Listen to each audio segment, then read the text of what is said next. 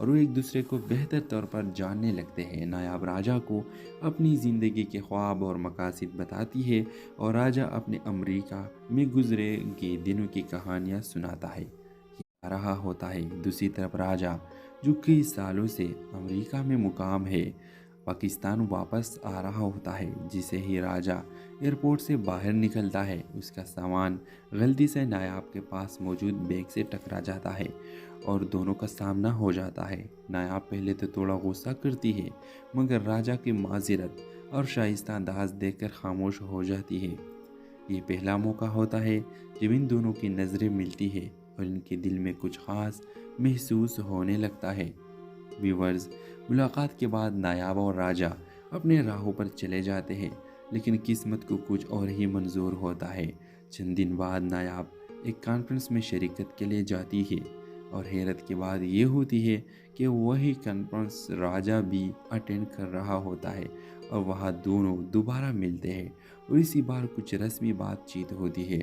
राजा को नायाब की शख्सियत बहुत पसंद आती है और वो नायाब से दोबारा मिलने के ख्वाहिशमंद होता है। नायाब भी राजा की शराफत और अंदाज से मुतासिर हो जाती है, मगर कुछ कहती नहीं।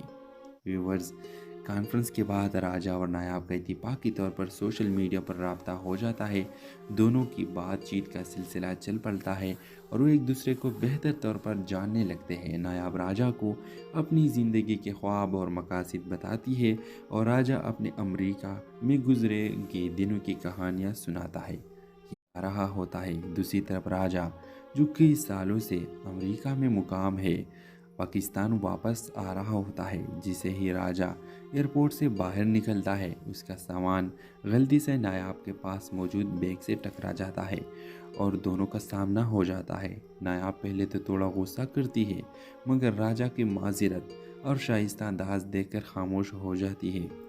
ये पहला मौका होता है जब इन दोनों की नज़रें मिलती है और इनके दिल में कुछ खास महसूस होने लगता है। व्यूवर्स, मुलाकात के बाद नायाब और राजा अपने राहों पर चले जाते हैं, लेकिन किस्मत को कुछ और ही मंजूर होता है। चंद दिन बाद नायाब एक कॉन्फ्रेंस में शरीकत के लिए जाती है